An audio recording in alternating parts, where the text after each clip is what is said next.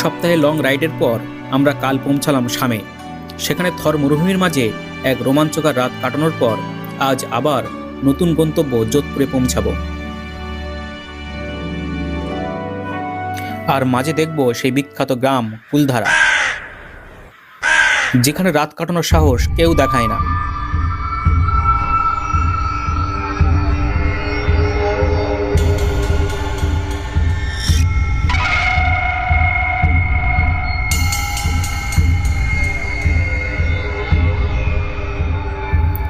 এখানে দিনের বেলায় সবকিছু ঠিকঠাক থাকে, কিন্তু রাত হতেই চারপাশ থেকে আসতে থাকে অদ্ভুত আওয়াজ, রহস্যময় ছায়া এবং অদৃশ্য উপস্থিতি।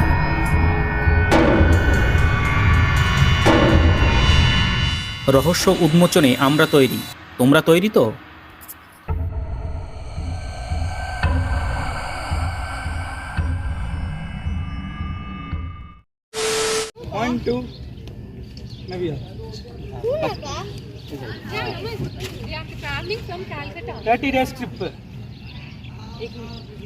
जल्दी आओ रहे हैं।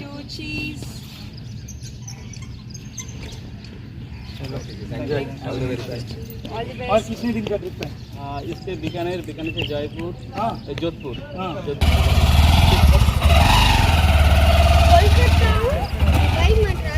আমরা কাসাম ডেজার্ট সাফারি থেকে বার হয়ে যাচ্ছি। হ্যাঁ, এখন আমাদের টিফিনটা বাকি আছে, টিফিনটা করব, পুরো বার হয়ে যাব। পাঞ্জাব থেকে দুজন দাদার সঙ্গে দেখা হলো, ওনাদের সঙ্গে এখন ফটোশ্যুট সেশন চলছে। আমরা কাসাম ডেজার্ট সাফারির ঠিক সামনেই আছি। আর এনাদের সঙ্গে পরিচয় খুব ভালো লাগলো, রাত্রে বেশ ড্যান্স করেছেন এনারা। আমাদের টাইম হয়ে গেছে 12বার। এবার এখানে ব্রেকফাস্ট করছি। ব্রেকফাস্টে আছে লুচি আর মটর আলু আর এটা কি চিড়ের পোলাও। আমরা কাসাম ডেজার্ট সাফারি থেকে চলে যাচ্ছি এখন যোধপুরের দিকে। এখান থেকে যোধপুরের দূরত্ব 302 কিলোমিটার। তবে মাঝখানে কুলধারা ভিলেজ যাব। কুলধারা ভিলেজটা দেখার পরে তারপর যোধপুরে যাব। ওম নমঃ শিবায়, জয় জগন্নাথ। শামকে টাটা জানিয়ে আমরা এখন চলছি কুলধারার দিকে। কুলধারা হয়ে জয়সালমীর, জয়সালমীর হয়ে আবার সেই একই রাস্তা পোখরান ধরে আমরা যাব যোধপুর।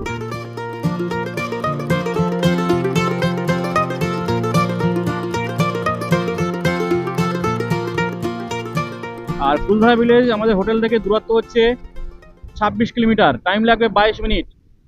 ওটা একটা হন্টেড ভিলেজ, যে ভিলেজে এখন কেউ বাস করে না। Kuldhara 6 kilometre, Jaisalmer 12 kilometre. এই সামনে গিয়েই কুলধারা ভিলেজের মধ্যে আমরা এন্টার করব। ওই যে সামনে ওখানেই রাস্তাটা আছে। তোমাদের সব কিছু দেখিয়ে দিচ্ছি কোন পথে তোমরা কুলধারা যাবে। তবে এই রুটে আসলে অবশ্যই কুলধারাতে একবার ঘুরে এসো, খুব সুন্দর জায়গা।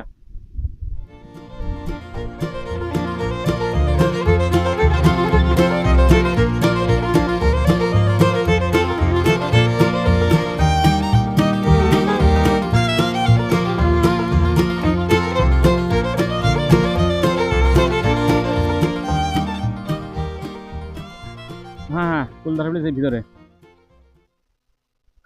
এখান থেকে কুলধারা ভিলেজ হচ্ছে 4.3 কিলোমিটার, আর লাগবে আমাদের 6 মিনিট। কুলধারা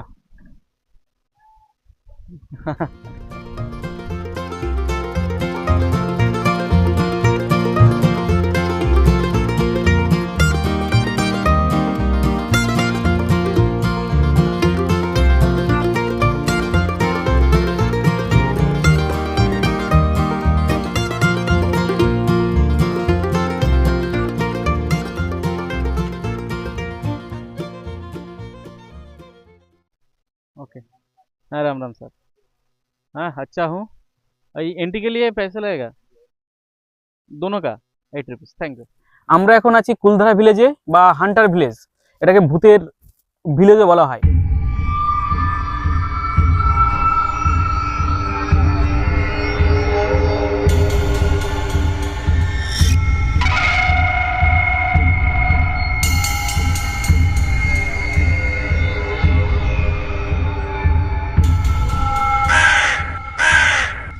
এই ভিলেজটা প্রথম প্রতিষ্ঠা হয় 1300 শতকের প্রথম দিকে, এবং 19 শতকের প্রথম দিকে থেকে এই ভিলেজের যত মানুষজন, শুধু এই ভিলেজ না, এর পাশাপাশি আরও 83টি, টোটাল 84টা ভিলেজ, এইটা ধরে এটা বাদ দিলে 83টা ভিলেজ থেকে মানুষজন এখান থেকে চলে যেতে শুরু করে এক এক করে।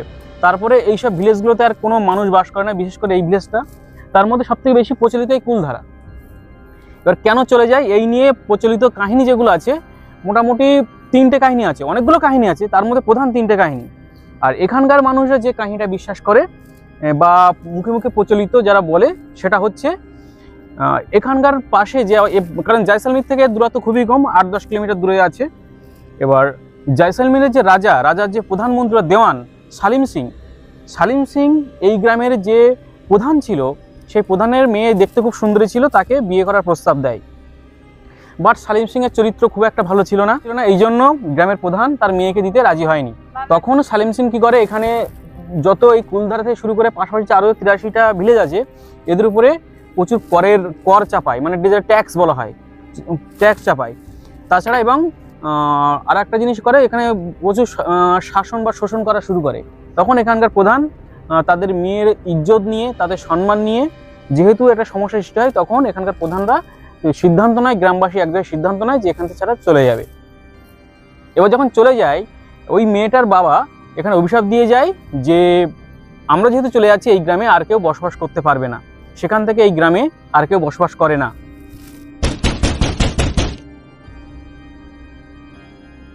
এছাড়া আরও 2টো কাহিনী আছে, তার মধ্যে একটা হচ্ছে জলের সংকট।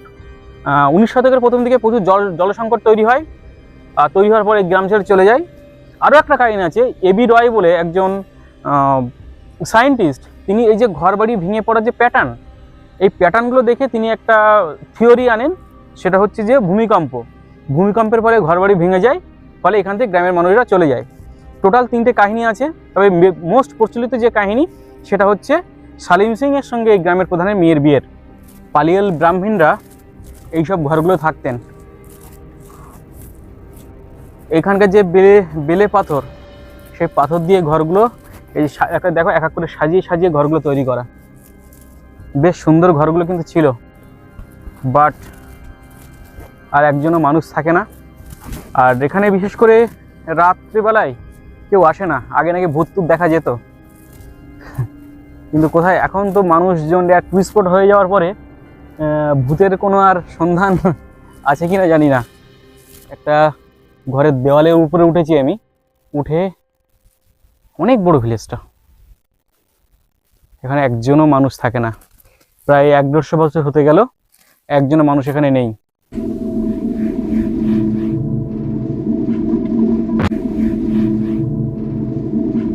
ভিলেজ দেখে কেমন লাগছে? ওয়াও, এই ভূতের ভিলেজে রেখে চলে যাবো, ওয়াও বার হয়ে যাবে।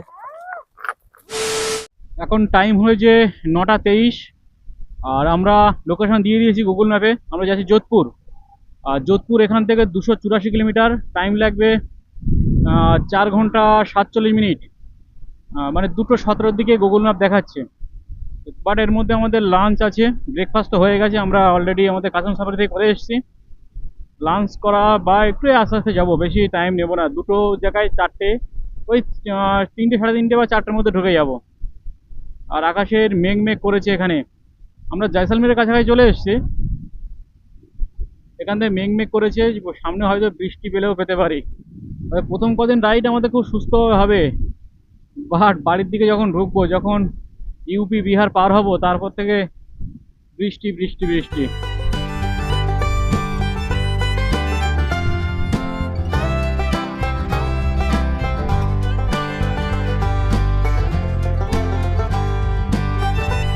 এই যে জয়সালমীরের ফোর্ট, আমরা ফোর্টকে লেফট সাইডে রেখে চলে যাচ্ছি NH 11 ধরে।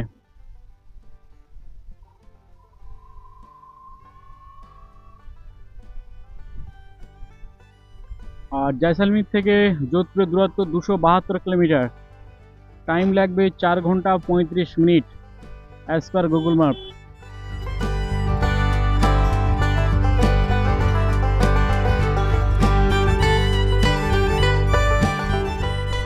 জয়সালমীর নাগর সোনার কেল্লা আমাদের এই বিদায় জানাচ্ছে। জয়সালমীরকে বিদায় জানিয়ে আমরা এখন যাচ্ছি যোধপুরের দিকে, আর এক সিটি, মানে রাজস্থানের আর এক ফেমাস সিটি যোধপুর। হচ্ছে যোধপুরে যাচ্ছে। টাইম হয়েছে 10টা 34। আমরা এখন আছি লাঠি। লাঠির পরে পড়বে চাচা, চাচার পরে পড়বে পোখরান। পোখরান এখনো 45 কিলোমিটার দূরে আছে। ও বেটা বেট।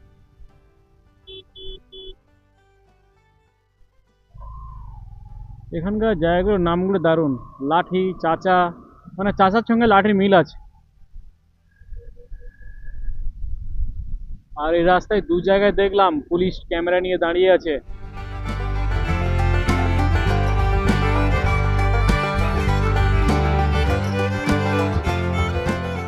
সোজা চলে যাচ্ছে পোখরান সিটি। আর এই ব্রিজের নিচ দিয়ে গেলে পোখরান বাইপাস। আমরা ধরে নেবো পোখরান বাইপাস। আর সামনে গিয়েই আমাদের সেই রামদেওড়া, যেটা এর আগের ভিডিওতে তোমাদেরকে দেখিয়েছি।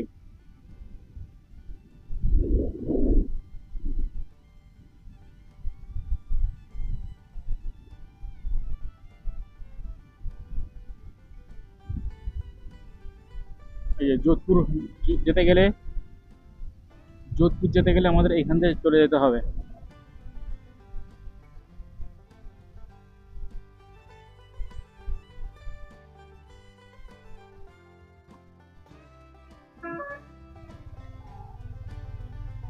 আর তোমরা যদি রামদেওড়া যেতে চাও তাহলে এই সোজা রাস্তায় বার হয়ে যাবে। যেহেতু আমরা যাচ্ছি এখন যোধপুরের দিকে, রাইট সাইড নিয়ে নিলাম। এখান থেকে থার্ড 16 কিলোমিটার, যোধপুর 174 কিলোমিটার। আর গুগল ম্যাপে দিচ্ছে 167 কিলোমিটার।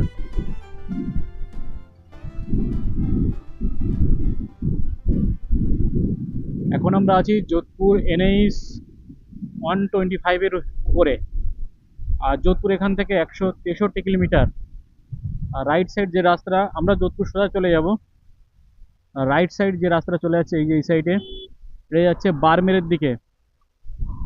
বারমের এখান থেকে 178 কিলোমিটার। আর আমরা যাব যোধপুর। আমার গুগল ম্যাপে দিয়েছে 162, আর এখান দিয়েছে 169। যাওয়ার সময় NH 125 ধরেছিলাম, বাট ফেরার সময় কিন্তু রাস্তাটা ধরিনি। আমরা ধরলাম NH 32।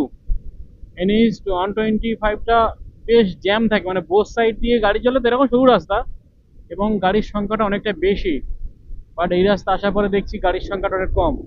এই রাস্তায় কম পড়ে যে এসছি তা নয়, ও রাস্তায় গেছি একবার, একই রাস্তা দিয়ে যাবো, অন্য রাস্তায় যাই, এই জন্য এই রাস্তায় আসা। এসে দেখছি লাভই হয়েছে, কিলোমিটার কম। আবার তার উপরে যে এটা কম আছে সেটা হচ্ছে গাড়ির সংখ্যা খুবই কম, রাস্তা দারুণ। মানে দিব্যি আমরা 80, 90, 95 এরকম মেনটেন করে চলতে পারছি। যোধপুরে আমরা হোটেল বুকিং করে দিয়েছি। আর যোধপুর যেতে আমাদের টাইম লাগবে 1 ঘন্টা 15 মিনিট মতন। ওই 44-45 কিলোমিটার বাকি আছে। আর এখান দাঁড়িয়ে আমরা দুপুরে লাঞ্চ সেরে নিলাম। এখন প্রশ্ন হতে পারে লাঞ্চ কেন রাস্তায় হচ্ছে। কারণ রাজস্থানের খাবার তোমরা যারা খেয়েছো মোটামুটি জানো, মানে এদের খাবার যা মানে তরকারিগুলো যা হয়, তরকারিতে গ্রেভির তুলনায় তেল বেশি। তেল খেয়ে খেয়ে আমাদের শরীর একেবারে যাচ্ছে তাই অবস্থা। এজন্য একটু আগে একটা মার্কেট পড়েছিল, সেখান থেকে কলা, পেয়ারা আর আপেল কেনা হলো, বেশ বেশ করে কেনা হলো। তারপরে বসে বসে কেটে কুটে খেয়ে মোটামুটি লাঞ্চটা সেরে নিলাম। এখন আমলকি খাচ্ছি। আর এখন আমলকি আর আমাকে দিয়েছে কিশমিশ, এটা খাবো, খেয়ে তারপরে এখান থেকে বার হয়ে যাব। আর 1 ঘন্টার মধ্যে আমরা হোটেল চলে যাব, বেশি কিছু আর ভিডিও বানাবো না। এখন চলো তোমাদের সঙ্গে দেখা হচ্ছে মোটরগুলো নিয়ে। যোধপুরে ঢুকতে আমাদের বাকি আছে 47 কিলোমিটার, লাগবে 1 ঘন্টা 6 minute as per Google map. এবার বেশি হতে পারে, কম হবে না, কারণ শহরের মধ্যে ঢুকবো, জ্যাম পড়বে, সিগন্যাল পড়বে, ইত্যাদিগুলো আছে। এখন ডাইরেক্ট তোমাদের রুমে গিয়ে সব তথ্য দেবো, হোটেলের নাম থেকে শুরু করে সব কিছু দিয়ে দেবো। তবে হোটেলটা ঘন্টিঘাটের পাশে। আর যোধপুর ঢুকেই যার দেখা পেলাম সেটা হচ্ছে বৃষ্টি।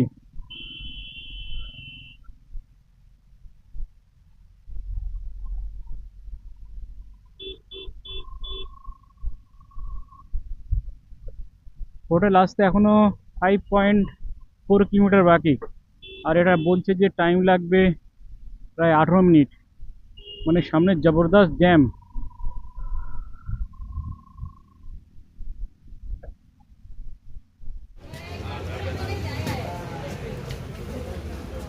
আমরা যে হোটেলটায় আছি হোটেলটার নাম হচ্ছে ডেলন ক্যাফে অ্যান্ড রেস্টুরেন্ট। আমরা যোধপুর হোটেলে এইমাত্র প্রবেশ করলাম। এই যে জয়সলমেরের যে বব ক্যাফেতে ছিলাম সেই বব ক্যাফের দাদার হোটেল এটা, উনি ওখান থেকে রেফার করলেন, ডাইরেক্ট চলে এসেছি। হোটেলটা একটু রাজকীয় ব্যাপার, অনেক পুরাতন দিনের যে ঘর বাড়ি সেই ধরনের একটা অ্যাম্বিশন এখানে ধরে রেখেছে। এখানে কিংস একটা বেড আছে, বেডে দিব্যি 2 থেকে 3 জন থাকা যাবে। ওখানে এসি বসানো আছে। আর দেখো ঘরগুলো পুরো দেখো, পুরো একটা সেই পুরাতন একটা ঐতিহ্যশালী ঘরের মতন ঘরগুলো। আর এপাশে উপরে ফ্যান আছে, লাইট টাইট উপরে ছাদের দিকে যেগুলো থাকা দরকার সুন্দরভাবে রক্ষিত। আর এখানে এক সোফাটা এখন আমাদের ঢেকে রেখেছি, আমাদের রাইডিংয়ের জিনিসপত্র জামা কাপড় সব ঝাঁপ দেওয়া আছে বসে। আর এর পাশে আমার রাইডিং ব্যাগ রাখা আছে, আর রাইডিং জ্যাকেটগুলো এখানে ঝুলছে। এর ওয়াশরুমটা তোমাদের দেখাই, যে ওয়াশরুম এটা হচ্ছে স্নান করার জায়গা। উপরে গিজার আর শাওয়ার টাওয়ার যেগুলো থাকে সেটা আছে। আর ঠিক এপাশে কোমোড, মানে ওয়েস্টার্ন টয়লেট। বেশ সুন্দর রুমটা। তোমরা আসলে অবশ্যই এই হোটেলে আসতে পারো।